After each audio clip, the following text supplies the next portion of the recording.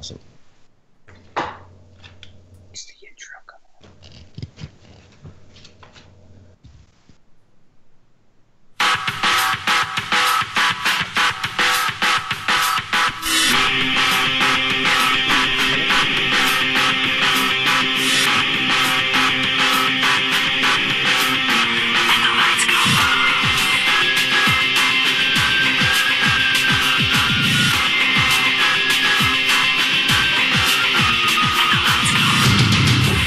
I hear that.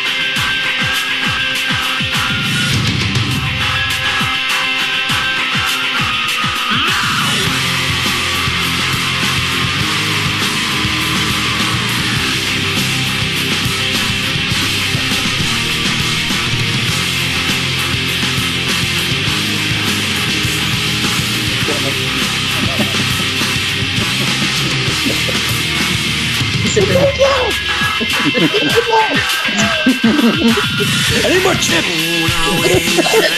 The chip! Bring in the chip! Ooh, goodness gosh.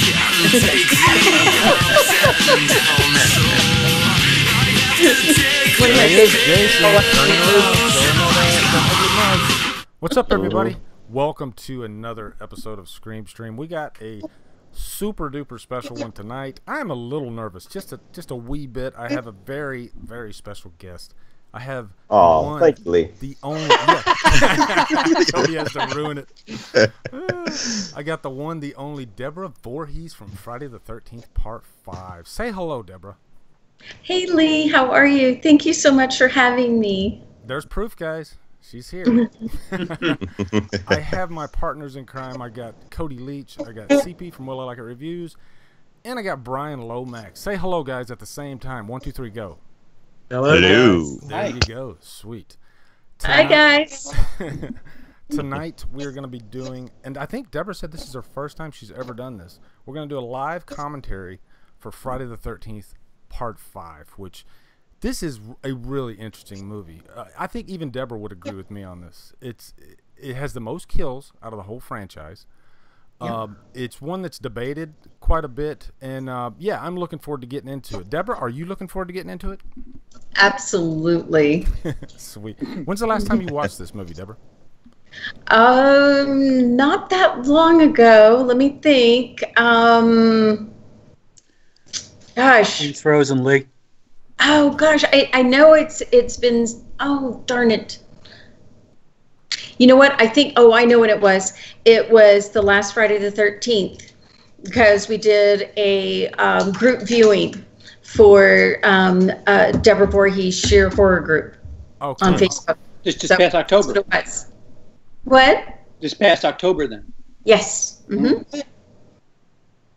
They're saying frozen in the chat. No, it's okay. I just give it 20 seconds. I just had to switch over OBS, so it should pop up here. In all 25 of you're wrong. I know. It's not frozen.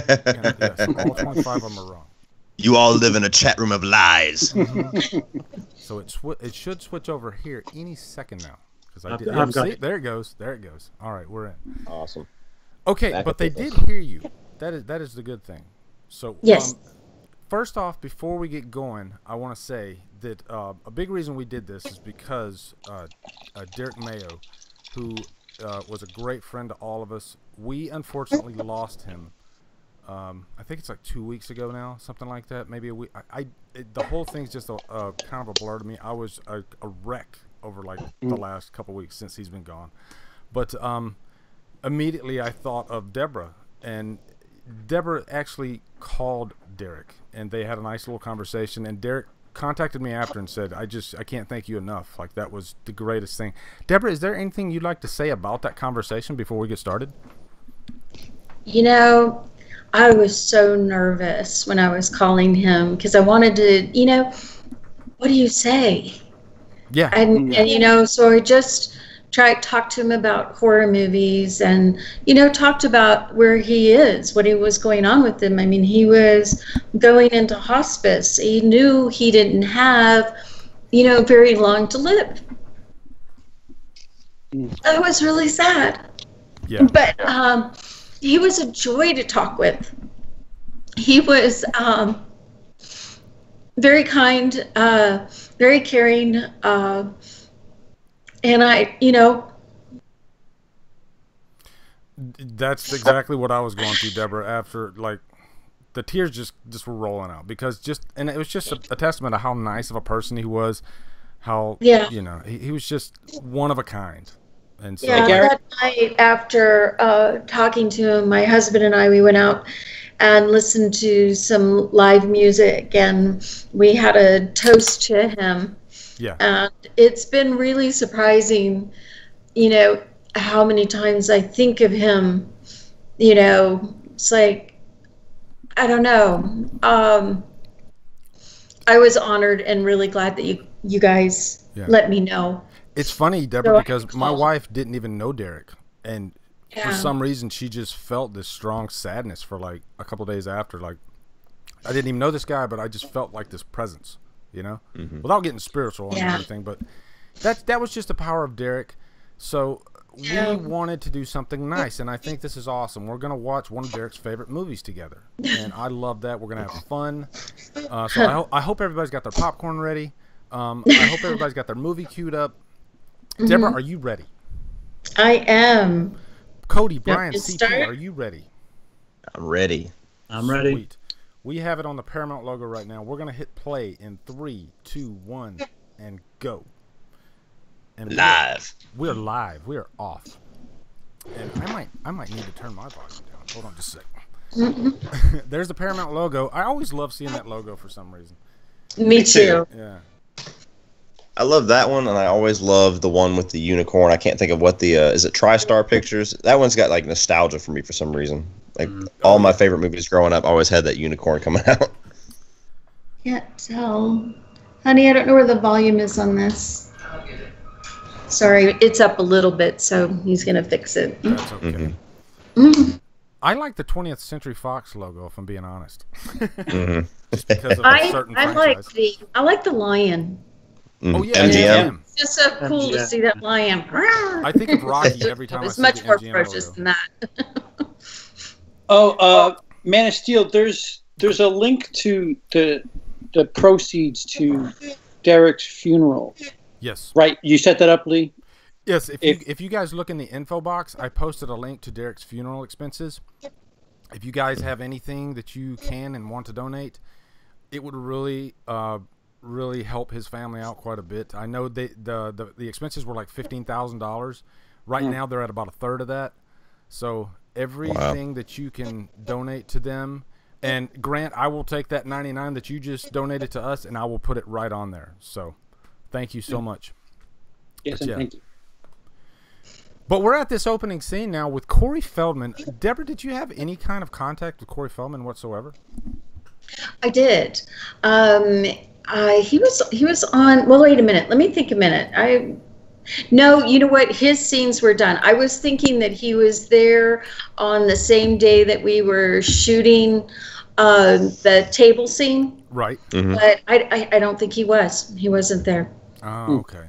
Wasn't on set that same day. I know that Corey Feldman was, like, when he was young, he had a crush on all the young females that were around the set, so he probably would have wanted to Who could blame him? On set that day.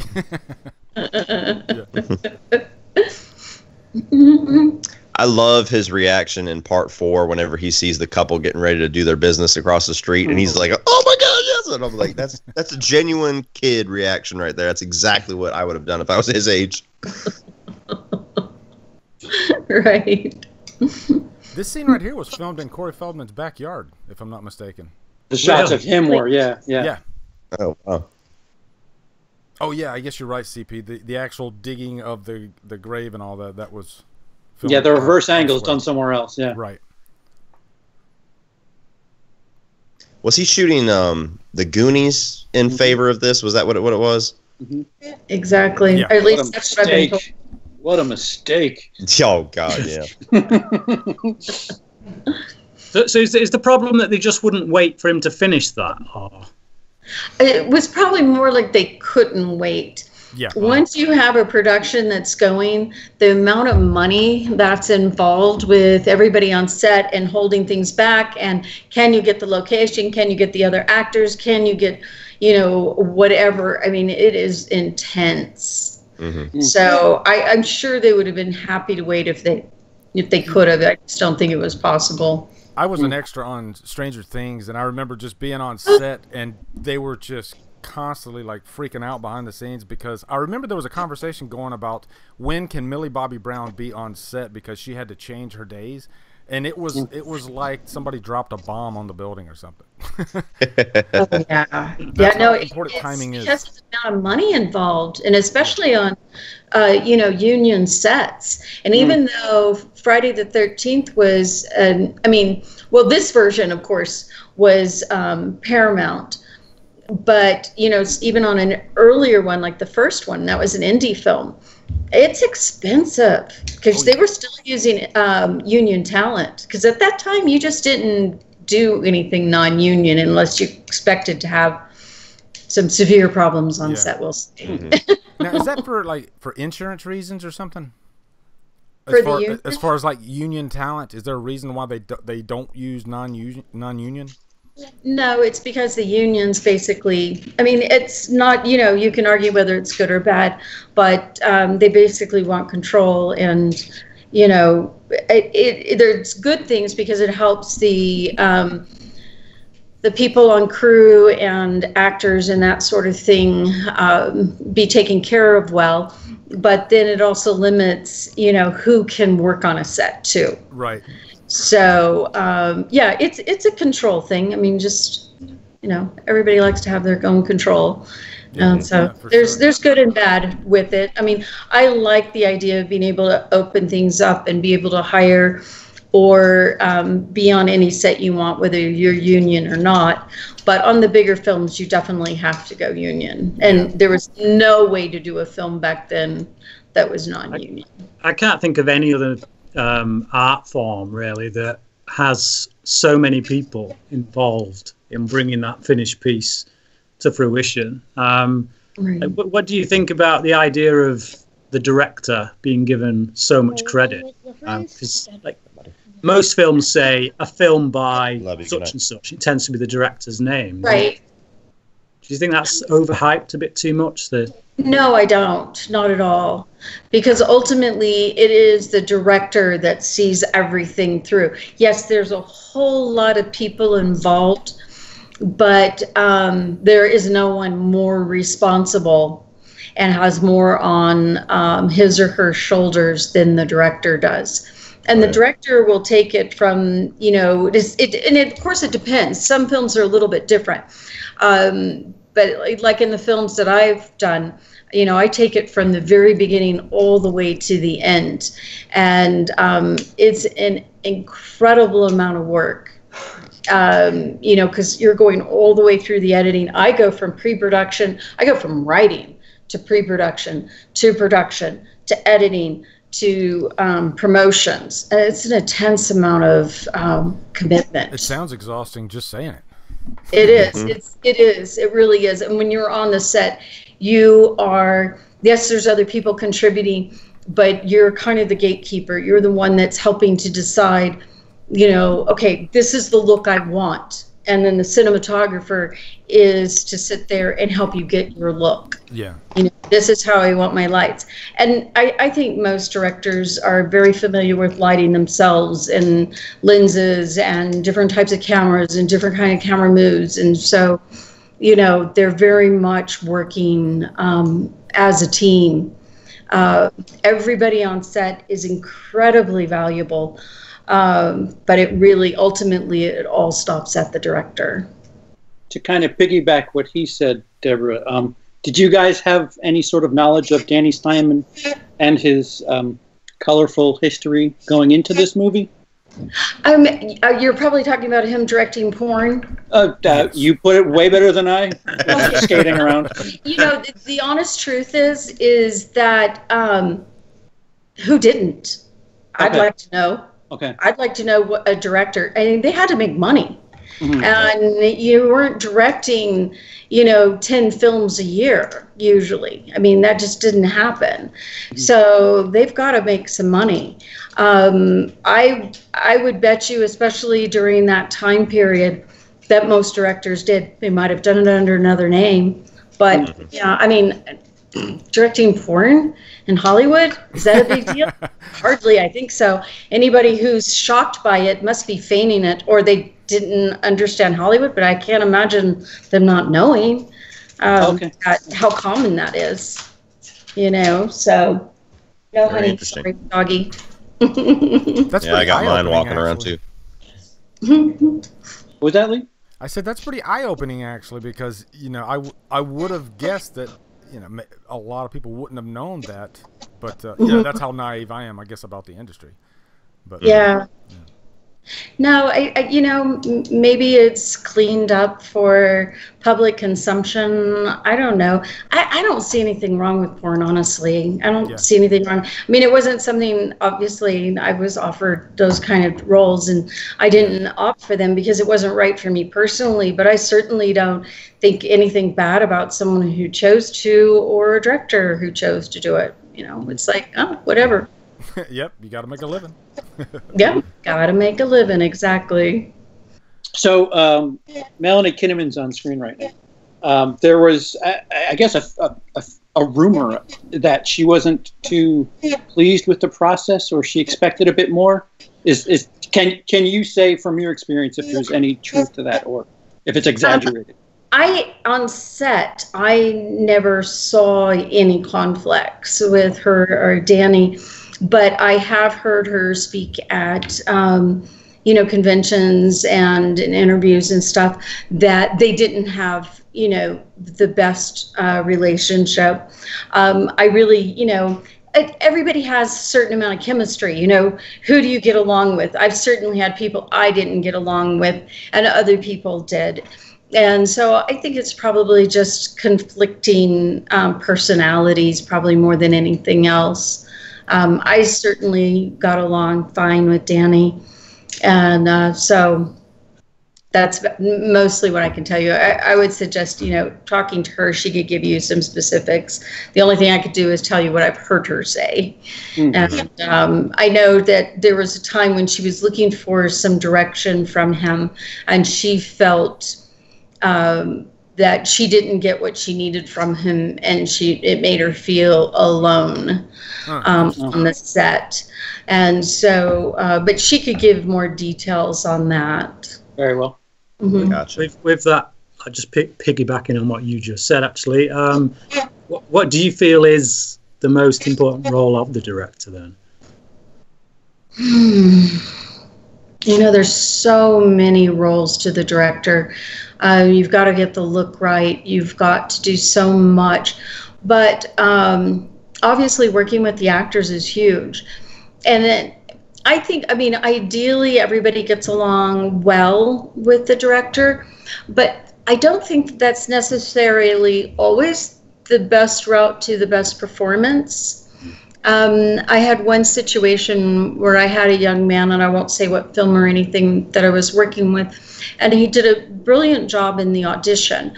But then when it came time to be in front of the camera, and I auditioned him on camera, so I felt like, which usually you're safe. But once he got on set, he became very stiff. Yeah. And so I really had to work extremely hard with my lead actress and with myself to push him to feel what he needed to feel and to give the performance he did. And I think now he would say he was really glad that happened, but it didn't mean that things were always rosy. Of course, after I said cut, I'd always, reconnect with him. But if I needed him to get angry, I would push him to be mad. Mm-hmm. And I think he's probably really glad of that.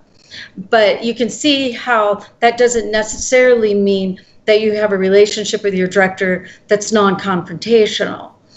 But that being said, overall, I think that's your main goal. And of course, if you have a professional actor, you don't have to worry about that. So would you say for example, I guess one of the most famous ones is the Shelley Duvall performance in The Shining. Just the limits she was pushed to from Stanley Kubrick. Right. Would you say there's a I don't know, I guess a moral position there that needs to be considered, because he did push her pretty hard, like to breaking point, it's got to be said. I guess I would ask, every actress would be different. As an actress, I would rather have my director push me to a breaking point and get the performance that's going to really work on the screen than to let me not give it. Mm-hmm. That would be my preference as an actress. In a much smaller situation, one film I was in early on, it was one of my first films, and I was really nervous. And I needed to give a certain performance in my actor that I was working with. I needed to give him a big smile, and I was really nervous and kind of scared and feeling shy and not really knowing what was going on. I was all of 19, and he had been a long-time actor and a lot of experience, and so he had this lemon that he'd been biting on, and he had a couple seeds in his mouth, and he just let him kind of fall out of his mouth like that, which, you know, just totally broke the ice with me. And he did it right when they were doing my close-up, and it was brilliant. And from that, I learned how important it is as an actor or director or whatever, is to help your fellow actors get to where they need to go. Because in a play, you have all this time, you get to work your way up to your emotions, right? And you get a little time on set to start getting comfortable. It's camera. Okay, we need you to smile, or we need you to cry now, not 5 minutes from now, because we actually have film rolling and it's expensive. You know, and so anything that you can do to help each other, you do. And I think a good director will tell you and help you through with whatever you need to. There she is. There she is. Yep. Oh, yeah, there's Deborah. We didn't do it. That's all I'm going to say. Now, Deborah, did you shoot this in order? Was that your first scene that you shot while doing this movie? No, not at all. In fact, you may know that films are never shot in order. Right. You are shot at locations. So everything that takes place in the kitchen will be shot that day. Everything in front of the house will be shot. Everything in the barn will be shot, because it's just so expensive to move everything every which way. So no, my first day was the sex scene and dust scene. So wow. Yeah. I would imagine that they'd want to do the sex scene first, just to get. It's kind of like in the Rocky movies; they shoot the fight scenes first. So yeah. They're going to shoot, you know, the sex scenes first. It makes sense. But they're not bottomless in Rocky. What's that? They're not bottomless in Rocky, though, Lee. Yes, they are. In my mind. It's a little different. In my mind. Well, you know, I really think it was smart of Danny to do it that way, because otherwise I would have spent the entire filming worried and fretting and nervous and anxious. And as it was rip the Band-Aid off and go. Mm-hmm. You know? So I'm glad he did it that way. Kind of feel like you don't need to do anything else to break the ice after that. No. It's weird that I'm looking at Deborah on the screen, and then I turn my head and I look at Deborah on my computer screen. I know. It's very strange. Deborah, were you a big horror fan before you were in this movie? No. Not at all? Not at all. I mean, of course, there were films that I had seen, but I'm pretty sure that it was The Exorcist, because I went to see that by myself in the movie theater. By yourself? Yes, and after that, I was just like, I don't want to see a scary movie. Not for me. Yeah, that sets the bar pretty high. I have always been an absolute huge chicken. Oh, but wow. I have to say that I really have gotten to really understand horror movies a lot better and really appreciate the genre. And I give the credit to my fans, because they're the ones that took me by the hand and said, "You got to see this. This is really cool movie," And sometimes, like I had, it was Nathan Barker. He told me, "You've got to see Hush," and I'm like going, this looks like a woman's nightmare. Not really something I want to see. But then I watched it, and that adrenaline rush you get, and it's so well done. And like, look at the film right now, A Quiet Place. Oh my gosh, great movie, brilliant work of art. Yes. Kudos to John Krasinski on that one. Really, film. Definitely a fan of horror now. Definitely. What would you say is your favorite horror movie? Well, my absolute favorite, you guys may not even know what it is, but it's from the, let's see, I want to say it was 59, might be even 1961, but it's The Bad Seed. Ooh, I've heard of that movie. Oh my gosh. Can you get a better serial killer than a little blonde-haired little girl in pigtails? Oh, I mean, wow. That is a true scary movie. I love that movie. That is the one with the that's the one with the house, isn't it? The woman trapped in the house. No. The Bad Seed.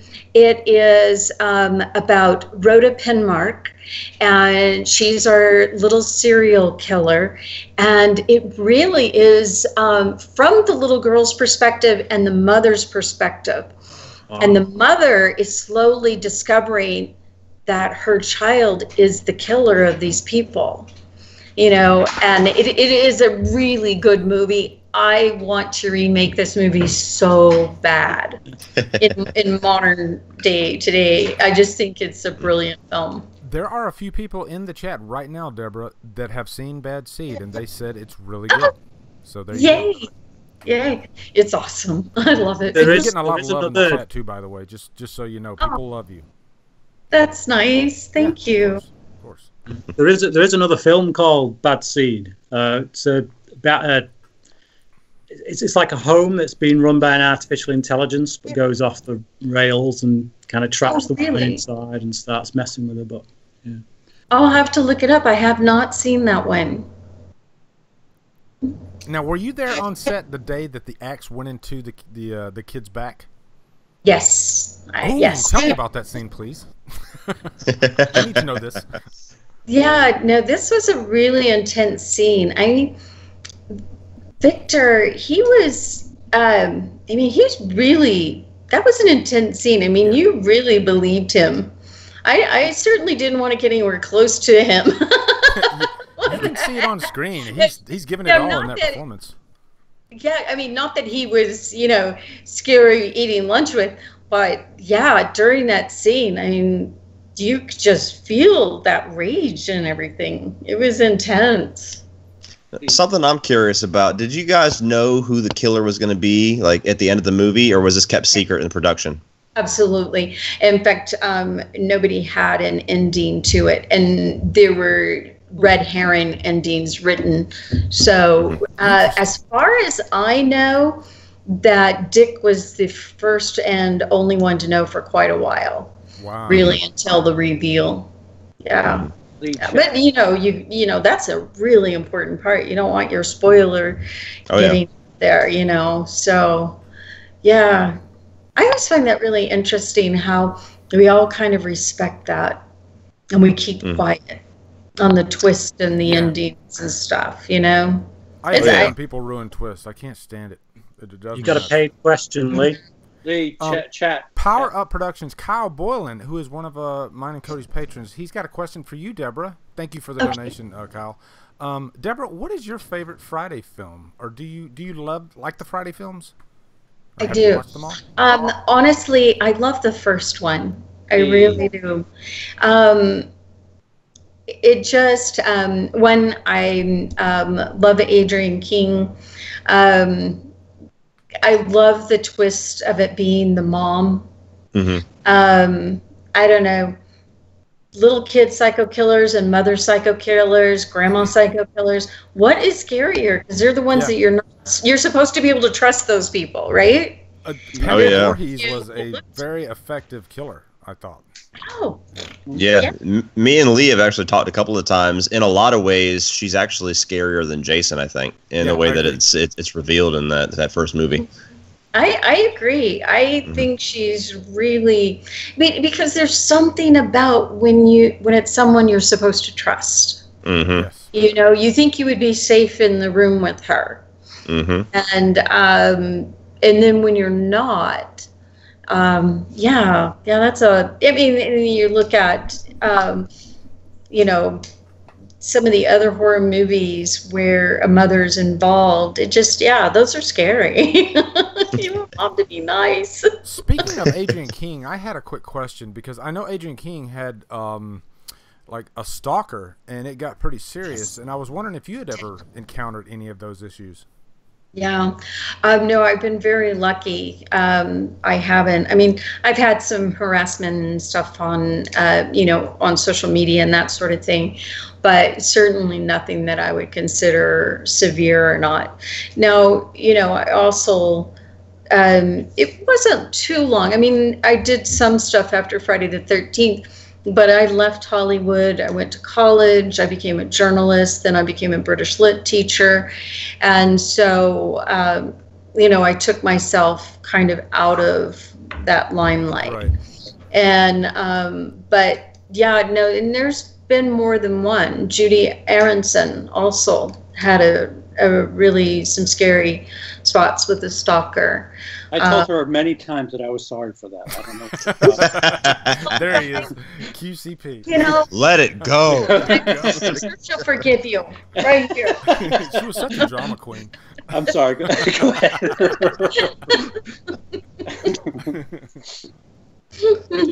Let me piggyback that sentiment, Deborah, because you were talking about when you were a teacher, there was a bit of backlash. I guess, is that the best way to put it? When this is years after I'm pretty sure that while I was teaching, that I heard them building the scaffolding to have me burned at the stake. Really?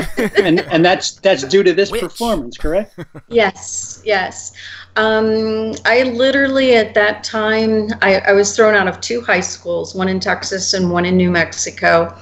I literally had people, ministers, these preachers, on the pulpit calling me a Satanist for being in this film. Wow. And I'm like going, okay, I'm thinking not, but okay. And they fired you just on that They principle. did. Well, yeah, Wow. and it's, the big thing that they had, the biggest problem with was the nudity, which I just thought was hysterical. Because I shouldn't at the time. Now looking back on it, I find it funny and odd and weird, because nobody was like, you're promoting violence and murder or anything like that, which I could at least respect that position, even if I disagreed with it. And it's like, I'm going, it's fiction, guys. But to have a complaint over the nudity, I just thought it just doesn't make sense. And then I know Romeo and Juliet in class. The what?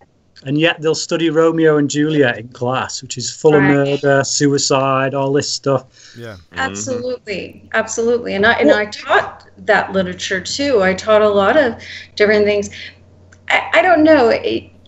We live in this really strange world that men and women both have boobs, but women's boobs you can't look at. And if They're nicer. It's a shame. I don't agree. I prefer male boobs. They're really nice. That's been my one battle cry my whole life, and I'm still fighting it.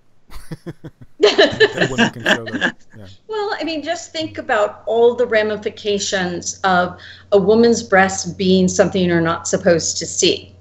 Okay, a woman is out at a restaurant. She needs to breastfeed her child, and she can't just whip it out and breastfeed her damn child, which I don't mean damn child, but she should be able to do that.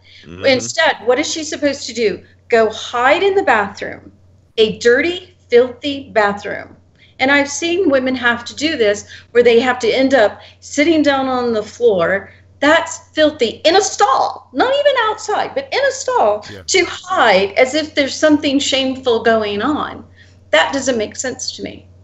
It makes no sense. That was a big thing that we had to deal with whenever we had our baby a little over a year and a half ago. It was something new for me, and it was something that my girlfriend had warned me about. She's like, "Now, I'm not going anywhere. I'm whipping it out right here, so get comfortable with it." And I'm like, "Oh, okay." So I mean, like, well, it didn't take very long, but I mean, thing to do. Unfortunately, some women, and more than we care to count, have been arrested. Can you imagine arresting a mother breastfeeding her child for indecent exposure? And you're separating her from her child that needs her milk? Yeah. Are you kidding me? That's insanity. That's wasted man-hours too. Yeah, and then you've got preachers on the pulpit having a problem with that. It's like, man, you are really messed up. If you think there's something wrong with sex, something that is required in order for us to survive on this planet, and you think something's wrong and dirty with that, I'm sorry. I think they're the ones with the problem. You should start breastfeeding with AR-15s. Then it'd be okay. She's armed. It's okay. I got a permit for this. Well, I like that. With the modern day culture, would you like if you were somehow to be transported to today? Would the fact that social media and all this, because the internet didn't exist when you filmed this, and it affected something in your future. Right. If you had been dropped into today, would it affect any of your choices regarding the film? I don't think so. No, no, not at all. I'm really not one to regret anything in my past, and I sure as hell don't regret doing Friday the 13th. I'm very proud of doing that film, and I am absolute in utter amazement that anybody cares about, me. And I am shown grace and kindness on a daily basis from complete strangers. Yeah. I don't deserve that, but I am ever grateful for it. Well, I will say you're one of the nicest celebrities I've ever met. I'm serious, because I know some people, they kind of, stick their nose up at their past when it comes to horror movies. But a lot of like core horror celebrities who have mostly done horror, they're just the nicest people you could ever. I just went to Spooky Empire this last weekend, and they were just the nicest. I met Alex Vincent from Chucky. Just all these other people, and they were just so friendly, so nice. Matthew Lillard, and Did you tell Alex how fond I am of Cult of Chucky? I wanted to so bad. Are you a fan of the Child's Play franchise, Deborah? Yes, I am. I love Child's Play. I was talking to a woman in Ireland. Her name's Rita Scott. And she interviewed me for the Crypt, the radio station out that way. And she was saying that she goes to a lot of different conventions. And she's gone to a lot where like the superheroes and stuff are there. And they have a bit of an air about them. And of course, she's not saying that all of them are that way, but sometimes, they're a little bit more standoffish, a little bit more uppity. And she goes, but then the guy that, plays the psycho killer is just like the nicest guy in the world. and I don't know what it is. I don't really know that I can explain it. But I tell people who are not into horror, who've never met the horror fans, and they are certain that you guys are nuts. And I'm like, no, I promise you there's some of the nicest people you will ever meet. Oh, yeah. They're so kind. Yeah. And we do have a few nuts, too.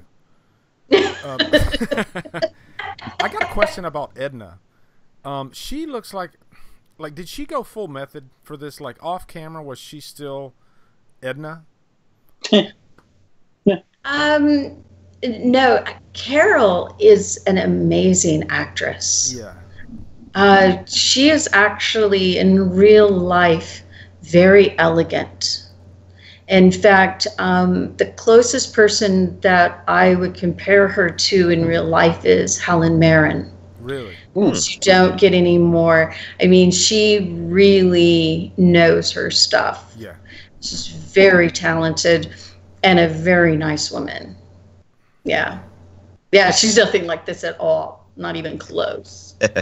But, you know, she doesn't have one bit of problem with being silly and cutting up and carrying on like this for her fans, which I think is super cool.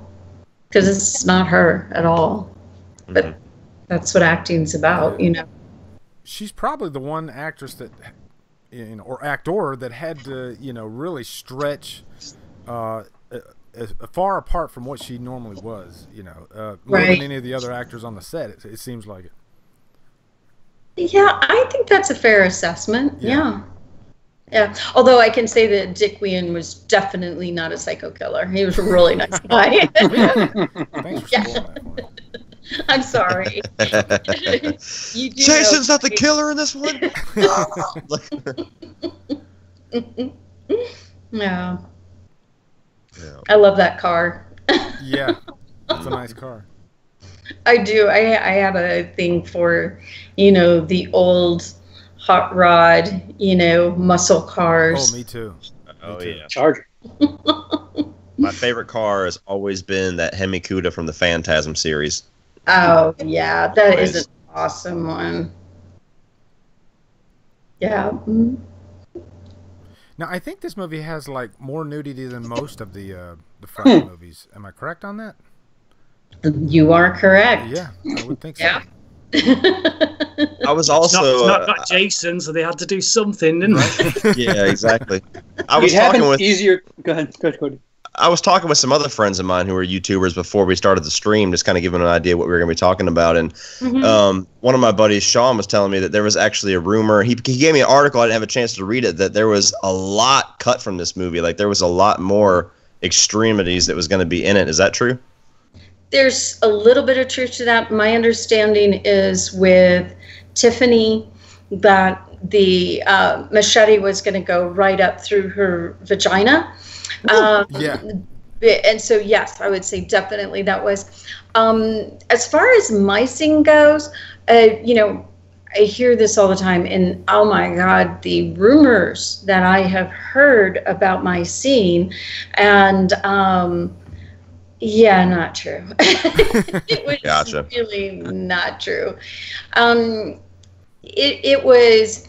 I mean, at best, maybe they could have added on a little bit, you know, maybe an additional 10 seconds or so, but you really were going to get really bored because it was really, it was actually pretty mild and pretty innocent, although, you know, we both, of course, had to be naked for it, but it's still, you know, of course, everything's in the camera angle. Right. You know, how they do camera angles and everything. And, of course, you know, you're not that privy to a lot of that.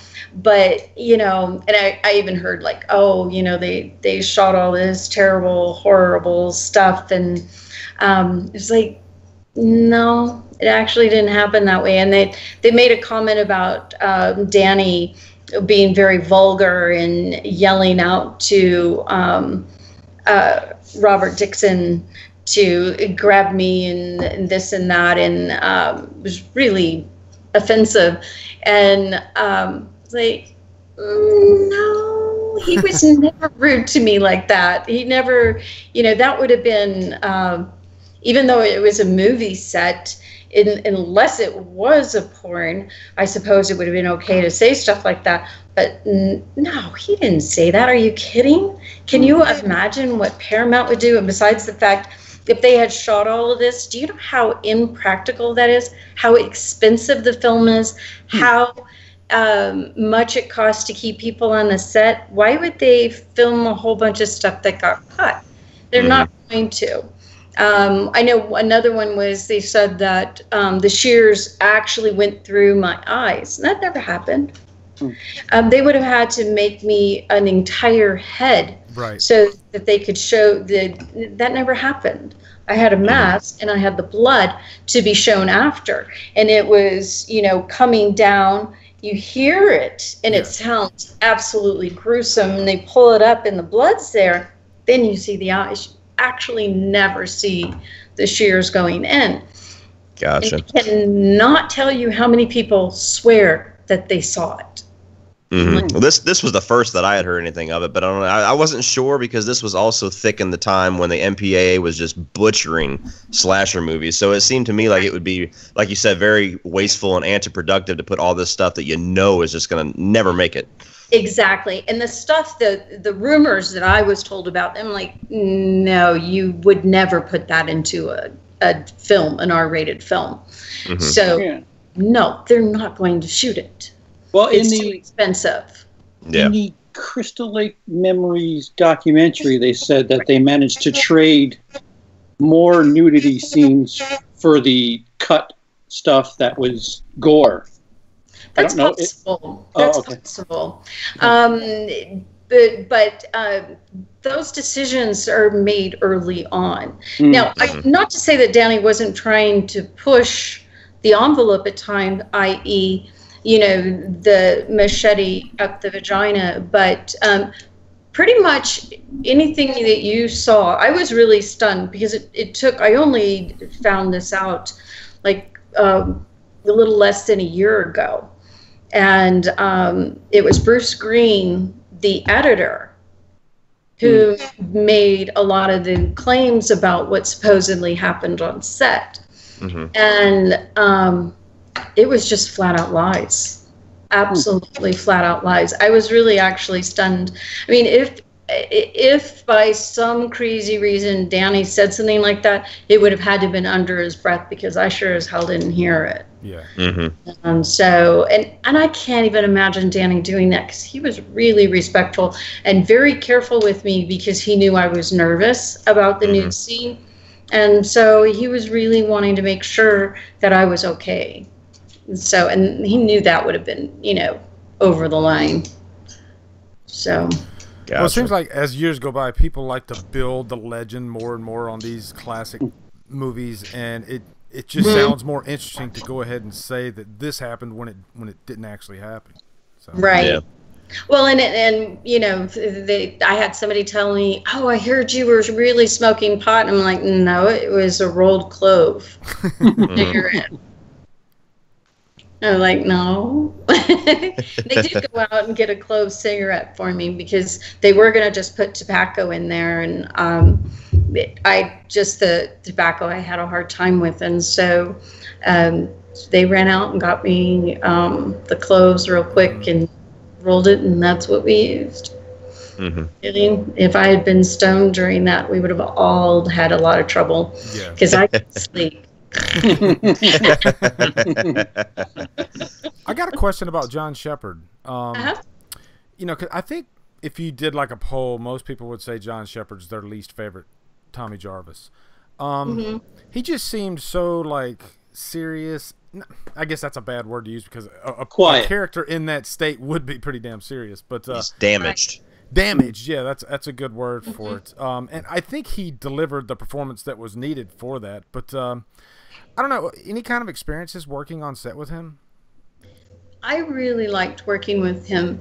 For one, he was definitely a method actor. He definitely stayed in character the whole time.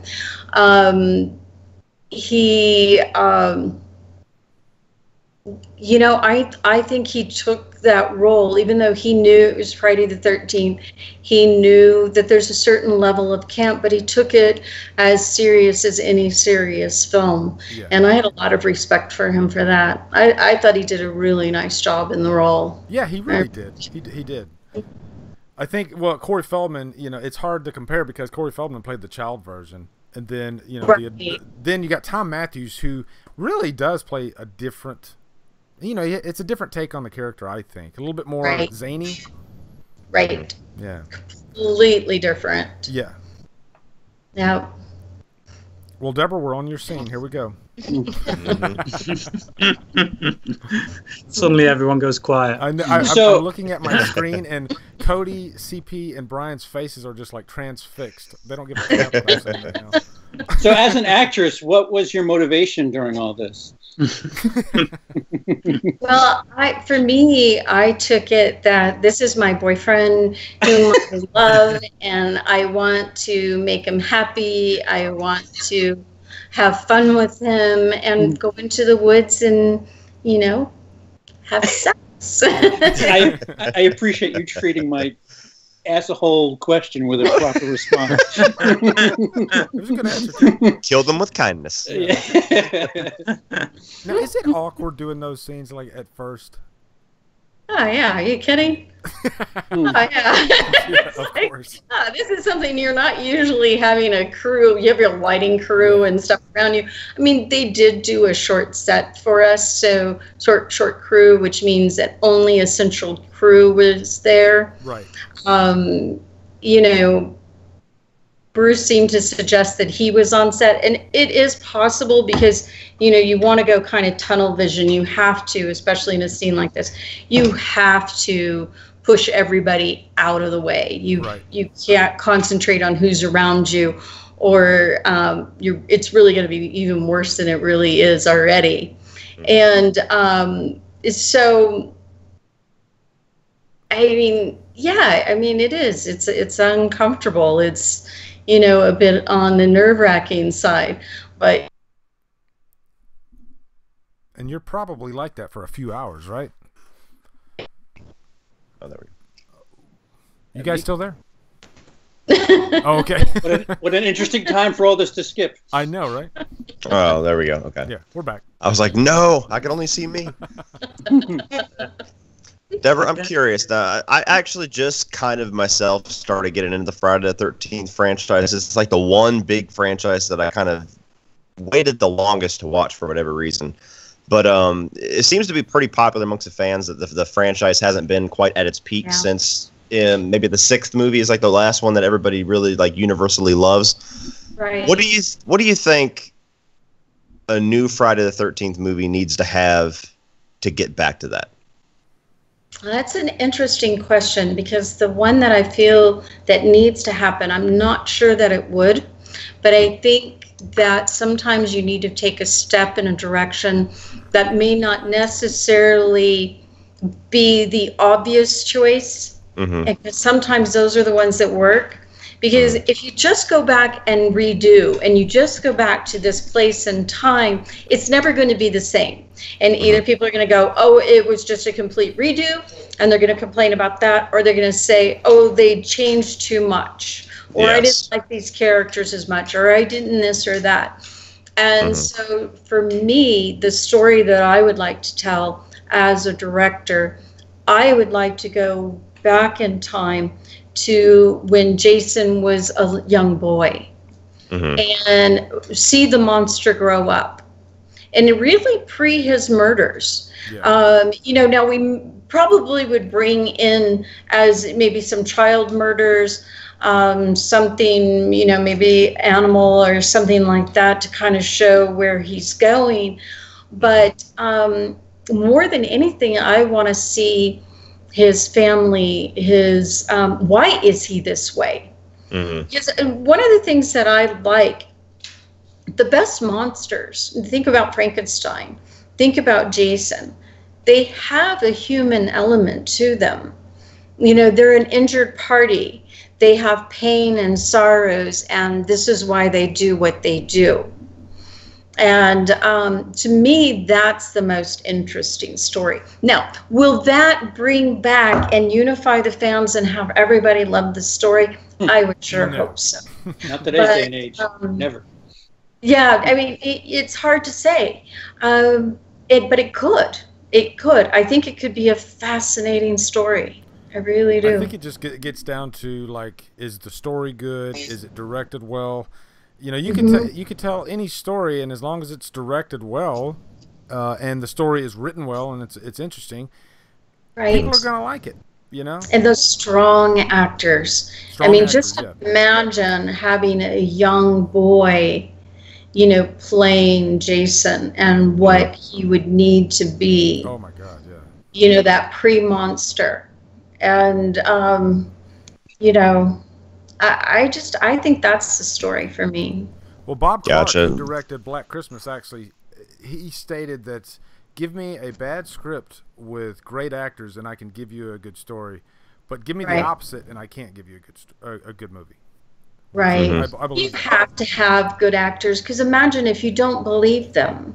Yeah. If you don't believe what's going on the screen, and then they're suddenly very, hi, how are you, and very stilted, it takes you out of the movie like that. Oh, yeah, Hi, Mark. definitely. And, I mean, for sheer workforce, what you have on your shoulders, the director has the toughest job, because you are juggling everything.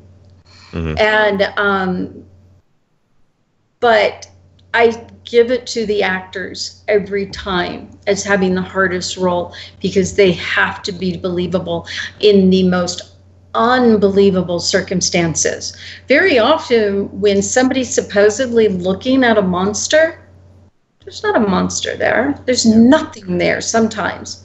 When I looked up to see supposed Jason there, I had a guy with the red beard and mustache smiling at me. That's awesome.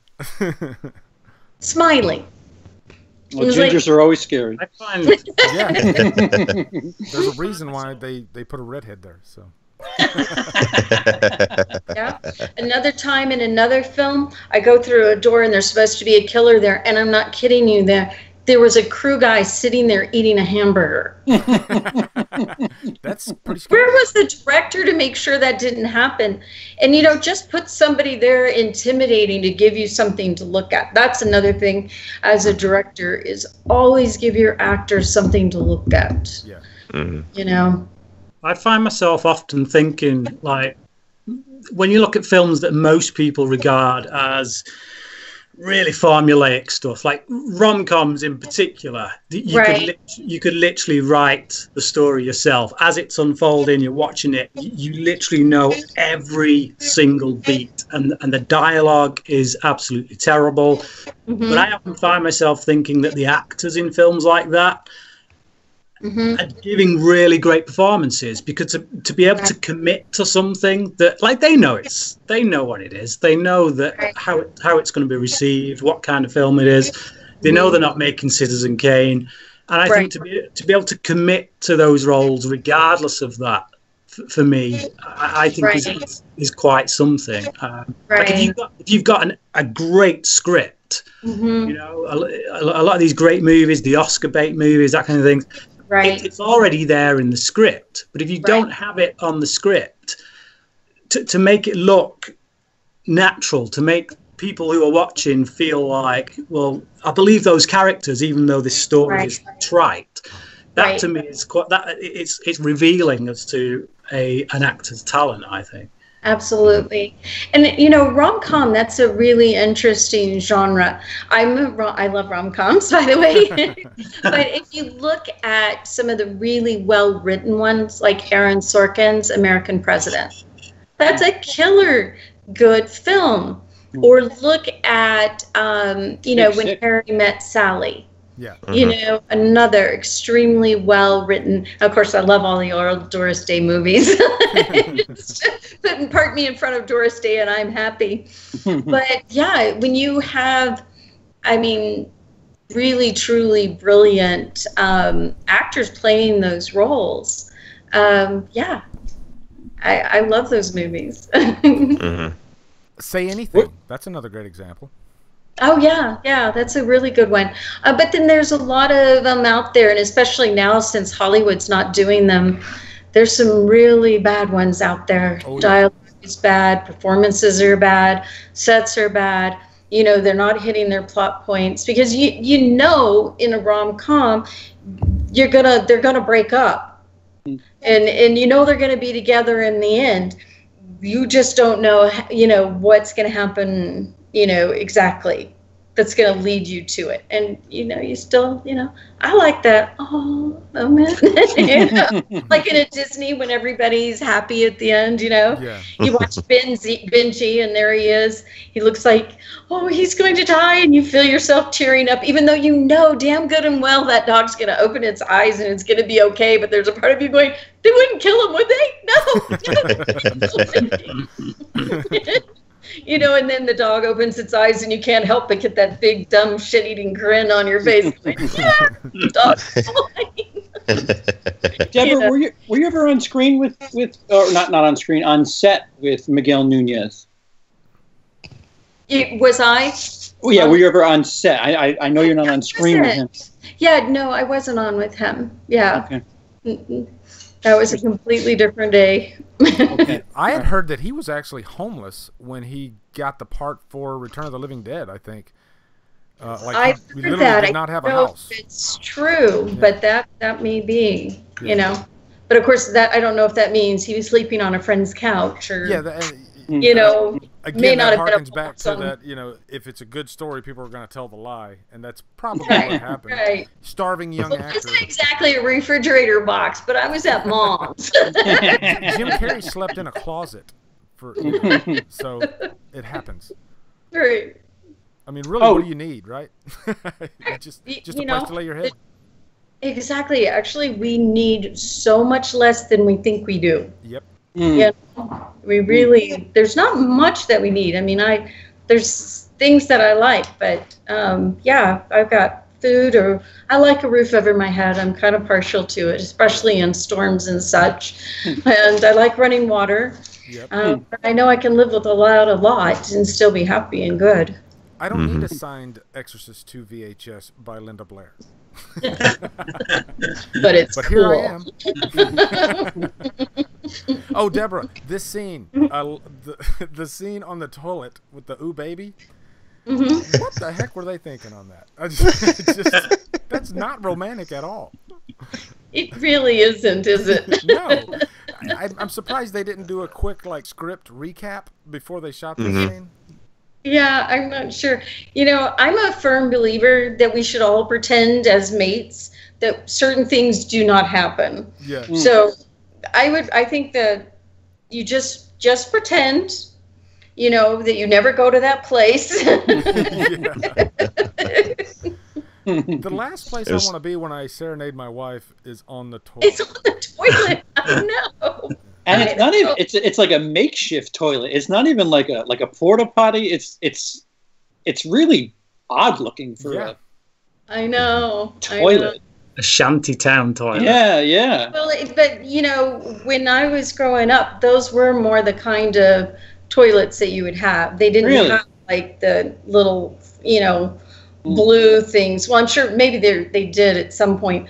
But yeah, this was little homemade outdoor. They drive a big hole and then build a little building around it kind of thing. Ouch. I saw toilets in Zambia that were better than that, to be honest. Zambia. When I was marathoning these movies in preparation for my reviews, my son watched a few of them with me. He's 10 years old, and whenever, maybe the next day, he was in the bathroom for a while, and he comes out, and he's like, oh. And I said, what's wrong with you? He goes, now I know how Demon felt on Friday the 13th, Part 5. Ooh, baby. Oh, that's hysterical. Oh, yeah, they're nuts. I have the little boy, his name's Colin, and he's actually, I call him my adopted grandbaby. He's not officially my grandchild, but I take care of him, and he and I are extremely close. And so he calls me Tia, which is close, of course, meaning aunt in Spanish, but that was just one that he picked out. And it wasn't too long ago. It was a few months ago, and I'm sitting there working on a couple things really quick on the computer that I'm about to put everything away on, and I turn around, and he's found one of my masks that I'm supposed to be signing and sending off to somebody, and I'm not kidding you, but I jumped. And then And then he saw a picture, you know, it was the one where I'm laying down that I autograph. And he saw that and he looked at it and he gave me this kind of look and looked up at me and he goes, Tia, how come you're looking like a naughty girl? Like, we'll have this discussion one day. Yes. Of course, we'll table this for now. To him, I said, now, why do you think that's naughty? And I said, there's nothing naughty going on there. And he's like, Yeah. That's awesome. Now, talking about characters I really wanted to die, the Edna's son on the motorcycle, I couldn't wait for him to die, Deborah. Full disclosure. No, that actually brings me to what I was just about to ask. Deborah, I know when you're a part of a film, it's very hard to be objective, but looking at part 5 purely in objective terms, is there anything about it that you personally do not like? Brian. Skin in the wrong way. You got to go there, man. You got to go there at some point. You know, I think that they're overall, at the end of the day, the most important thing is how fans and stuff respond to it. And I think that's been really good. Clearly, there are plot holes and things that don't quite hold up. And as much as I don't mind having a different killer at the end, I felt like they needed to weave that in better. My favorite times when there's a mystery about, you know, who's doing the killing is when you have several options. And of course, yes, of course, you know, Victor was an option, but then they take him off. Yeah. So it's not like he's out there where you think it might be him, or, you know, and then, yes, they have Tommy in there as a possibility. And having it being Dick makes sense, but they really needed to weave that in more. And I think bring in some clues, some hints along the way that make them look like red herrings, take you another direction, and then boom, the twist at the end, if they were going to do that. Deborah, do you remember who the DP was on this? Oh, gosh, I should. I don't. We just saw a crash zoom, which was quite effective for a Friday the 13th film. I was just really impressed. Okay. Now, I will say I was surprised. I think my initial reaction was, the ambulance driver? Yeah, I think I was wanting it to be somebody else, but the ambulance driver? Yeah, I think what I would have done, I actually would have gone with Tommy. Yes. Yes. And I would have had a couple others in there as strong. I would have let Victor run off and not be caught. So you think that he might be doing the killing. And so once again, you have this real mystery. I think some of the reason that they don't do that in the Friday the 13th is everybody's running off and being by themselves and this sort of thing. They can't believe that there's a killer out there. Yeah. But I still think that's the better way to go. You got me thinking, though, like, I know that part 6 is the Citizen Kane of horror movies, according to CP. But take it easy over there. Yeah, I think it would have been more interesting, though, if they would have made the killer Tommy, and then in the next movie, Tommy is still a killer, but then Jason comes back. And then those that would have been, like, I'm getting chill bumps just thinking about it, Deborah. Well, I think I think if they mirrored part 1 and just you could still have Roy be the killer. Just let him monologue a bit towards the end, so it's not so. Because in part 1 we don't know who it is, and Pamela monologues there towards the end where you get why she's doing it. It's just so. It's just so quick in this movie. Yeah, all his reasons for why he became a killer are just kind of given to us as exposition from someone else. Huh? Right. Yeah, I agree. I really think that they could have had a more interesting story if we had known that was his dad. That doesn't necessarily mean he's the killer, and we don't have to know it right away. Right. But I love it when you mix in the different genres. Take a thriller genre, murder mystery, and horror, and you've got an unbeatable combination. I mean, I think that's much more fascinating than just going strictly with one genre. Yeah. I think genre is a tricky thing these days. I think I'm finding more and more that movies are a bit harder to pin down. I agree with you. I think that's a good thing. I really do. I like that. I like, blending them. Yeah, I definitely agree. Deborah, you're making this so easy. Stop it. Deborah, I think I need you to just be a part of the stream like every time now. Just get your inputs on all horror news and movies that we talk about. There we go. Yeah. All in favor? Aye. Cool. Deborah, if you were off, let's just say for the sake of argument and whatever, that they were redoing some sort of major movie. Let's say that Psycho, Friday the 13th. Okay. Is there a movie where you would be eager to take on the role of mother, a famous horror mother, if there's whatever? Oh, yes, that would be really cool. Yeah, who wouldn't want to play Pamela Voorhees? I think back at, even if we could go further back, and if I could have been born back in that time, Tippy in The Birds. Ooh. That would be an awesome one to do. Or, Dial M for Murder. I'm showing my age, aren't I? Oops. Whoops. Can't take it back now. I think I would be something. It would be a lot of fun to play a good psycho killer. I'd have to be the grandma now, but the good psycho killer grandma would be really cool. Oh yeah. Just got some time to play a mom. Deborah, if they asked you to come back to the Friday franchise, would you do it? Well, I guess the only way I'd come back is as a zombie, and that would be ultra cool. I think I need to play a zombie once in my life before I die. I would want to be killed by you. But if I could come back as psycho killer Pamela Voorhees' mom or something. Hey, that's a good idea. Coming in, that would be nice. But All right. I want to come back as the director. Yeah. I got a bombshell question for you. Okay. All right. This is a big one.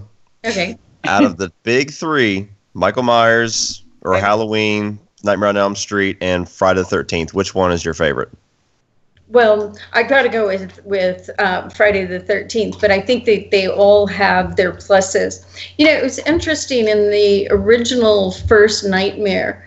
That movie is so scary and so right there to me until that last, I'm going to say maybe it's 15 minutes, but I think it's more like 10 minutes. Yeah. And then all of a sudden, he's not believable anymore and everything falls apart for me.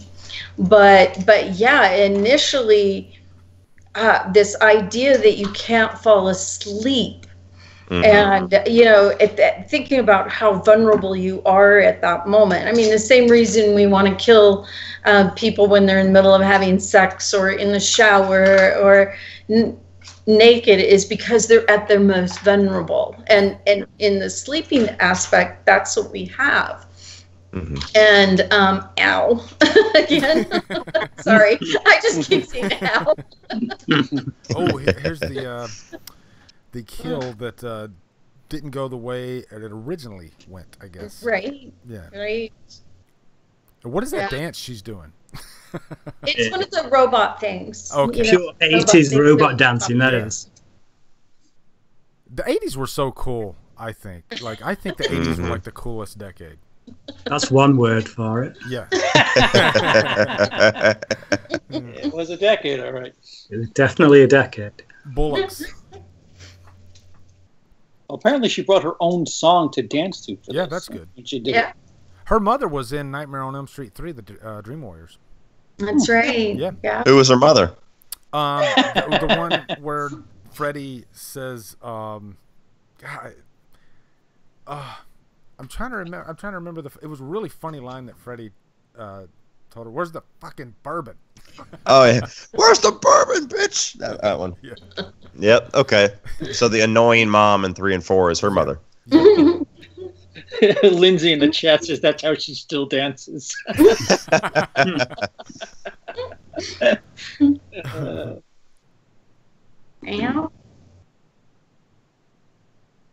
Yeah, I'm noticing like all the kills, they don't really show the impact. It's yeah, they zoom the camera and they cut away. And, right. A lot of that is about the need to save money. Yeah. You know, because it is really expensive on those special effects kind of thing. Hey, can I ask a question of you guys? Sure. Yes. You guys are big horror fans? And I'm actually going to put this up on my horror group page. I was actually going to talk about your horror group page, but go ahead. Okay. Oh, cool. I want to know, in a horror movie, is the type of kill and how the kill is done, is that more important to you than plot or character development, or what would you say your order is on what's important to you? I'll go first. Depends what type of absolutely not. All of us are going to go first. No. I tried to jump in as quick as I could. I'm talking. I'll definitely say, though, for me, it's about leading up to the kill. Once the kill happens, I don't really care. Is it cool to see an interesting kill? Absolutely. But I think it's the leading, like It Follows is a great example. I don't remember hardly any of the kills in the movie, but everything leading up, the tension, that's my big thing. I love tension in horror movies. So that's my answer. That's what gets me the most, is the tension. Yeah. What about you guys? Yeah, but for me, it's different types of films. Like I'll come to the Friday the 13th franchise for the kills, not necessarily the story. Whereas I'll go to something like to me, a perfect horror film is something like It Follows, which Lee just kind of stole. But also in more recent years, The Babadook. I like that. I was so connected to the mother in that central role. So if you can one, make me identify with whoever the central character is, if more of them. Yeah, I've still not seen A Quiet Place. But yeah, just like for me, that's more important. Like if all it is, and I'll be honest, I do find that with this film we're watching now, I do find that if you just line up a series of victims, just so you can knock them down in inventive ways, that I don't mind that kind of horror film, but it's the kind that I kind of have to watch with mates. I need a bunch of guys around, can watch it and have a laugh, that kind of thing. But the kind that I'll watch on my own, it will be something that is more character driven, more plot driven, and that to me, as a film lover, not just a horror lover, that's more important. So that intensity and caring about the person and stuff. But then, would you say that cool kills would be like third on your list of what you would want in a horror movie, or is it still that doesn't matter that much? For me, it doesn't really matter all that much. Like I say, again, it depends what kind of film. Like you go to a slasher film, you expect kills. If you don't get kills in a slasher film, then it's not a slasher film, is it? But you go to a film like It Follows or The Conjuring, something like that. It's a different kind of scare. So again, I think that's why Friday the 13th on many levels was so successful, because obviously the first Friday the 13th film was essentially cashing in on the success of Halloween and films like that. And what they did is they looked at that formula and they nailed it. They knew what the audience wanted at that time, and they gave it them in space. So in that sense, this franchise is about the kills. And I think if you look at the fans, that's what they want. That's what they go for. They want, as CP calls it, tits and hits. You know, So and that's fine. It's like anyone who is really down on the Friday the 13th series, like if I got my proper film critical kind of mindset on, I would be really down on this franchise. But that's not the kind of head I wear when I come to this. You know, so yeah, I get different things from different types of films, and I think if you judge every film by the same standard, you know, if every film has to be on the level of Godfather and things like that, then you're going to be a very bitter kind of movie watcher. Right. And you see many of them around, I think. Right. Oh yeah, absolutely. Yeah. What do you guys think? Well, I think story comes first for me, just on average. Like whenever I hear about, you know, A Quiet Place or some movie that everybody's raving about, automatically I'm getting excited for seeing a very interesting story. And usually entangled with that is really good characters, hopefully. Yeah. But they are amazing. Yes. Kick spot. Yeah, she was great. But kind of tailing off of what Brian was saying, it also does depend on the movie, because if I'm watching a movie that, like a slasher film, for example, your traditional slasher, obviously I would love if there's a really interesting story. I would love if there's some great characters. But in that setting, to me, kills would be number one, because if I watch a slasher film and I'm like, okay, that was a good story, there were some cool characters, but the kills weren't very good, it's not going to be a very memorable slasher for me. But there's plenty of slashers that I love and hold dear to my heart where the kills are great and the story and the characters aren't necessarily top notch. So it's kind of a shifting balance a little bit there. Like a recent movie that was really kind of talked about a lot amongst killer flicks that I think me and Lee are the only ones who've watched it, but the other two can chime in if they have. It's called Terrifier. And I was just going to bring that movie, up, Cody. Go ahead. Yes, that movie is absolutely memorable because of the kills. And there's not really a whole lot of story there. There's not really a whole lot of characters there, but it sticks with you because of how extreme and how brutal the kills are. And that type of movie kind of allows for that. Right. Okay, your turn. Yeah, I'm kind of with Cody. I think it's a bit of a fluctuating scale where, you know, slashers are good for kills, but there's not much else going on with them. But like, there's movies where like one of my favorite movies, not alone horror movies, was Raw last year, where there was all this subtext and there was metaphors and so much else going on. In a movie like that, I didn't care so much about anything with the kills. It was the story and everything else that was going on with the film itself really was good enough.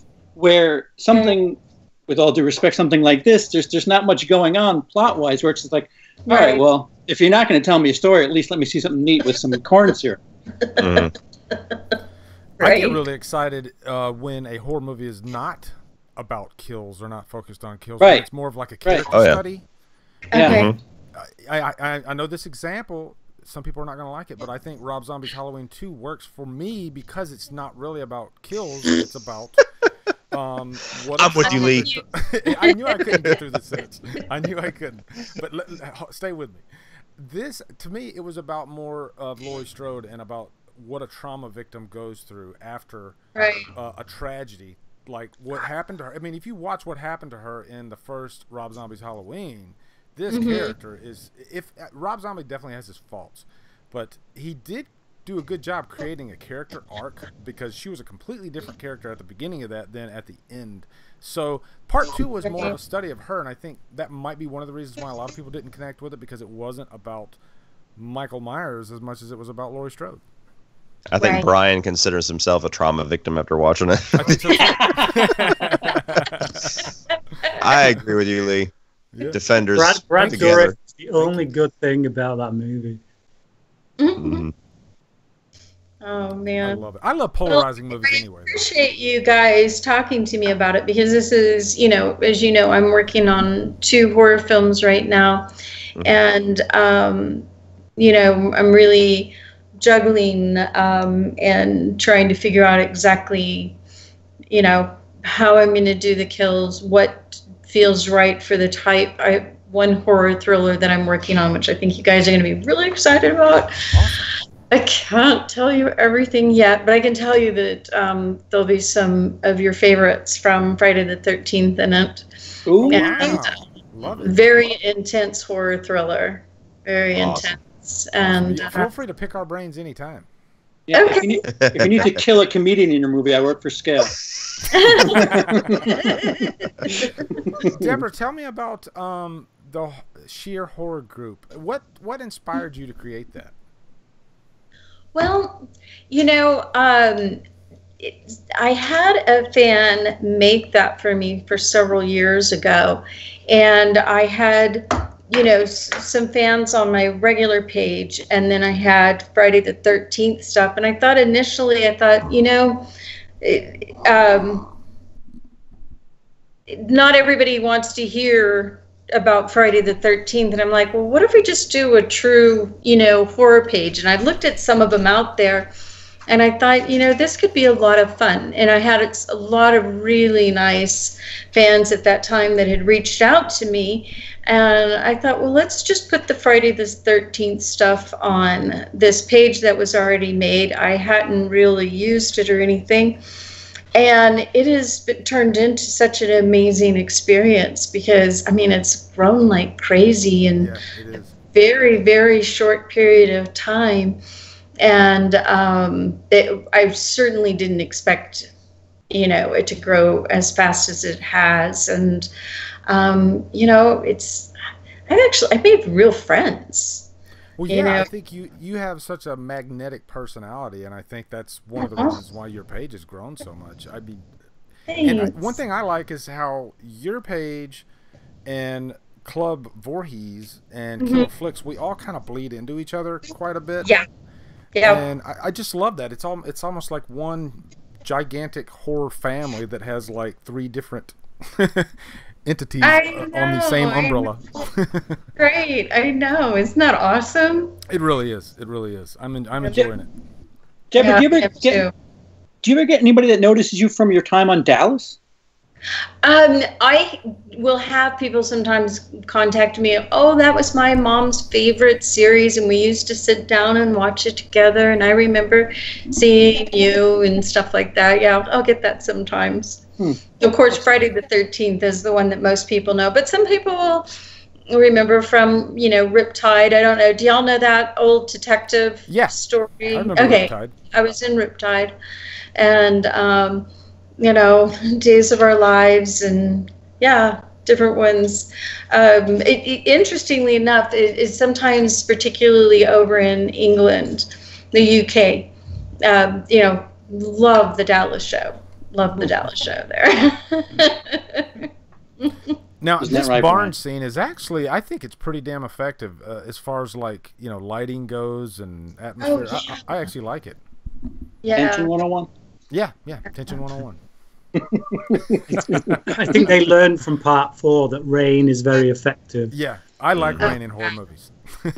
I do too. Yeah. It's so difficult to shoot for obvious reasons, but it is so effective. I mean, because it impairs your ability to see, to move around, and, you know, the ground's getting wet, and, you know, slipping and sliding, and, you know, all the problems that come with it. And you've got to light it too, right? You've got to set up lights to make sure the rain is, You're exactly right. If you don't light from behind, you won't see the rain at all. Like, you could see right there that they had the light back there. If they had the light on the other side, you would never have seen the rain. Yeah. You know, and my hat goes off to Melanie for all that she did through this. This was a really tough thing, set of scenes for her. I mean, very physical. I mean, we laughed about, you know, how women always are falling down in these movies, but let's be really realistic for a moment. You're a female, it's dark, it's raining, and you're running. I mean, if you really have a psychopath on you, you are petrified, and I promise you, your legs do not work the way that they should. You know, Deborah, I'm so glad you brought that up, because I think that is one topic that really gets over exaggerated when it comes to critiquing horror films and how characters would act.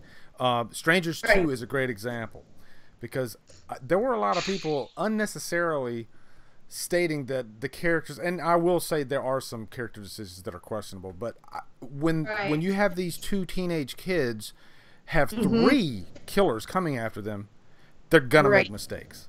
You know? Oh, absolutely. Yeah. You're gonna make horrid mistakes. Of course. You know, and it's you know, you're not thinking straight. I don't know if any of y'all have ever been in a situation where you have, I mean, true paralyzing fear, like you might die in the next moment, and at that moment you can be so frightened that you can't even think about how to turn on a freaking light.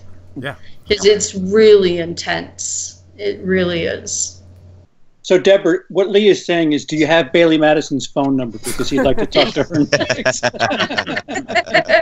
I do not. I am so sorry I failed you guys. That was a directional jab at Lee. I'm sorry. I ducked. Sorry, Lee. I love you. Deborah, I have a question that quite a few people are asking in the chat, and I can't let you go without asking you. Who is your favorite Jason Voorhees out of all the actors? Oh, gosh. Oh, that's really tough, because I think that they all did terrific jobs.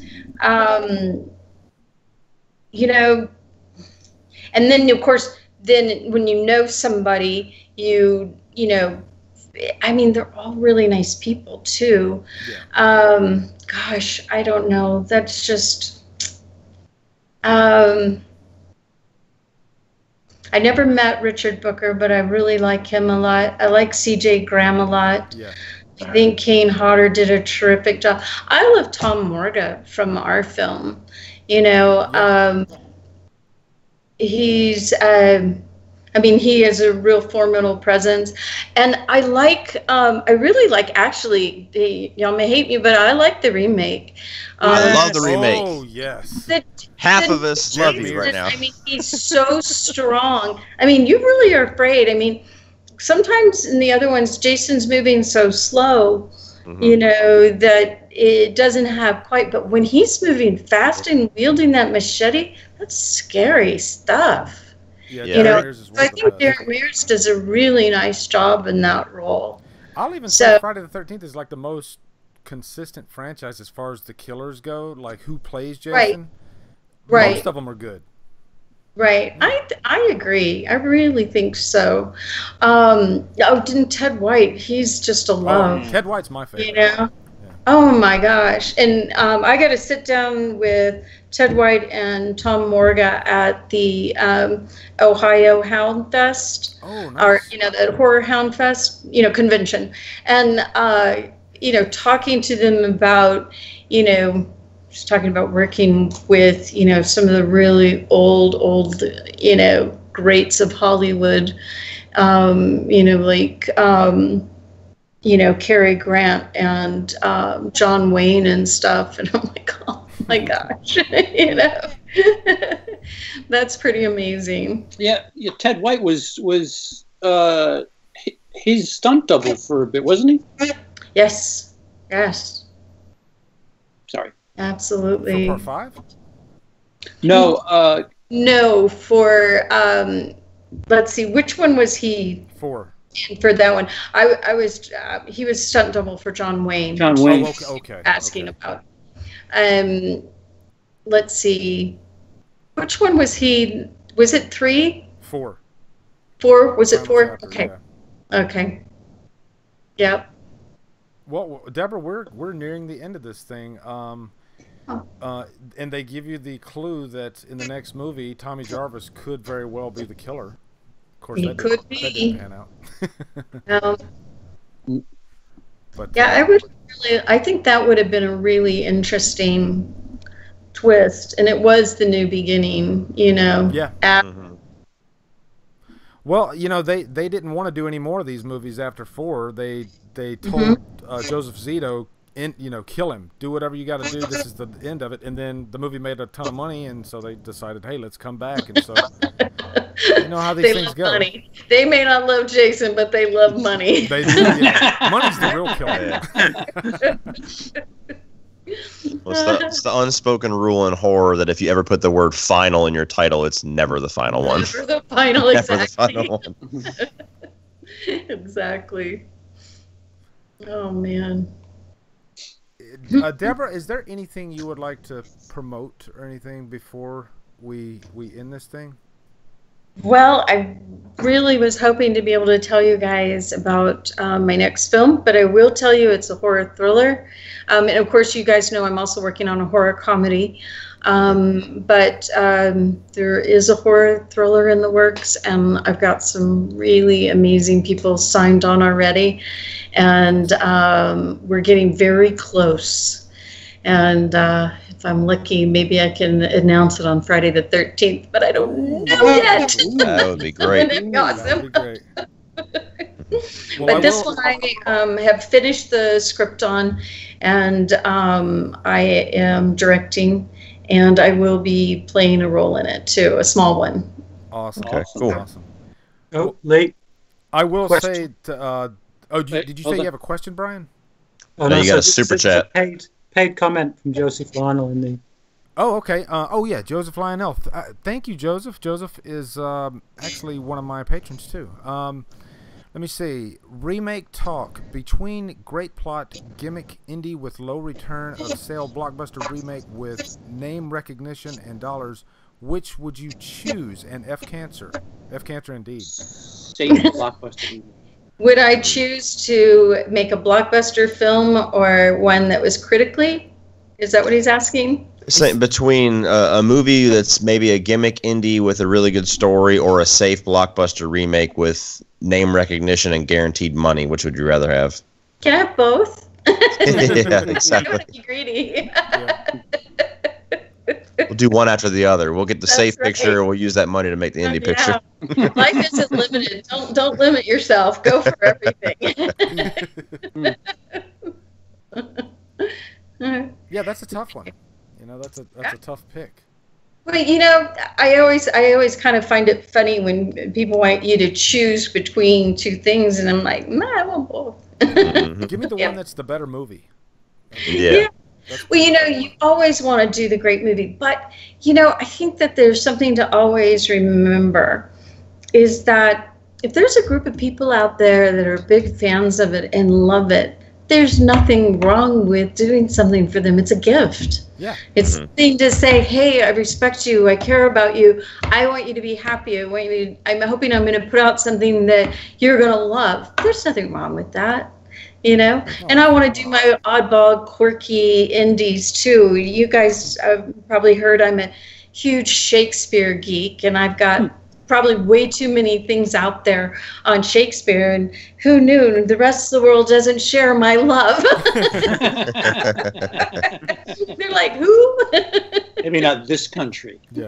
That's right. That's right. But you know, I mean, you listen to his dialogue and his words. I mean, I would be a terrible groupie if he were alive today, following him everywhere. I'll look to like if looking liking move. And that's about all the Shakespeare I know. That's it. Yeah. I had the privilege of being in the Kenneth Branagh's Shakespeare Film Festival there in Stratford-upon-Avon. Oh, nice. With one of my pieces. It was a music video of To Be or Not to Be, rapped by a Brooklyn rapper. And he first does it in Shakespeare's language and then in his language. And it was the To Be or Not to Be. And it was really well done. And I was excited to work with him, and it was well received. And we ended up doing a couple more music videos and stuff together, and I had a great time going to England and spending some time there. And then my first feature film was What If Shakespeare Never Existed Until Now, and comedy, very offbeat, quirky, kind of think like Waiting for Guffman kind of thing. And so I'm just a geek, but aren't we all? you know, but then I'm having a blast with this horror thriller. I mean, I really wanted, that intensity of that Cape Fear, that that just, you know, that whole time where you're like, oh my God kind of thing. And, you know, I hope I can accomplish that with it. That's my goal. Good luck with what's that. your favorite film we of will all definitely time? promote it as much as we can. Thank you. I appreciate it. I really do. Deborah, before you go, I've got to ask, what's your favorite film of all time? You know, I'm going to go with the first one that comes to mind, and I have to say I have seen this far too many times because I really couldn't tell you how many times I've seen it. It's Kenneth Branagh's Much Ado About Nothing. Nice. I love that film. I really do. But then a very close second is going to be Fishburne in Othello. So Wow. I have several other ones that are not all Shakespeare, but those two just jump out at me. I'm a huge fan. I love the character Iago. And Kenneth Branagh plays an amazing Iago. Although I still contend that Iago should be a woman, and one day I'm going to do that. Whether it's a complete modern interpretation of it, but think about it. Think about how the deviousness of Iago, and how if he goes in there, that he becomes a she, and suddenly there's all this sexual energy and jealous girlfriends getting revenge stuff coming in. That yeah. Okay, I've just lost everybody, I'm sure. I was right there with you. Going, Iago? I thought you were going to say Google it. But he was one of the greatest villains of all time. Yeah. Cody CP, any last questions for Deborah before we let her go? Oh, I don't know. I asked quite a few. I will say this. What is okay? Of like maybe the past 3 or 4 years, what is your favorite like modern horror movie? The one that's impressed you the most that's come out? I really like the series, the Conjuring series. I like those a lot. But I also have to say that the Get Out and A Quiet Place really blew me away too. Yeah. Brian's a giant fan of Get Out. But you know, Insidious, The Conjuring, I like those kind of movies. They scare the shit out of me. I cannot watch scary movies by myself. My husband's not here. We don't watch scary movies. We watch things like Benji. You know, calm, sweet. Deborah, do you have con appearances that are slated that you can speak of that people, if they want to come check you out? Well, I have another film festival that I'm going to be doing, Slash and Bash in Kansas, and my film Catching Up will be there, and so I have a 2-minute short that I'll probably be sharing before too terribly long. That's going to be on there as well. So awesome. Thank Deborah, you. this was a real treat. I'm sad to say goodbye. It was so fun. You made it easy. And, this was my first celebrity guest, which is pretty cool. And thank you for making it easy. I appreciate it. And you are welcome back on Scream Stream any old time you want. Absolutely. Thank you, guys. I really appreciate it. And thanks for thinking of me. I appreciate you guys. No problem. And no problem. It's a pleasure. Here is where we will stop the stream. I will remind everybody that if you look in the info box, Derek's info for his funeral expenses is down there. If you want to go and donate to that, we would really appreciate it. Click on the info box. And this is where we're going to end the commentary. Thank you so much. And I bid you a happy Friday the 13th this Friday. And good evening. Yes.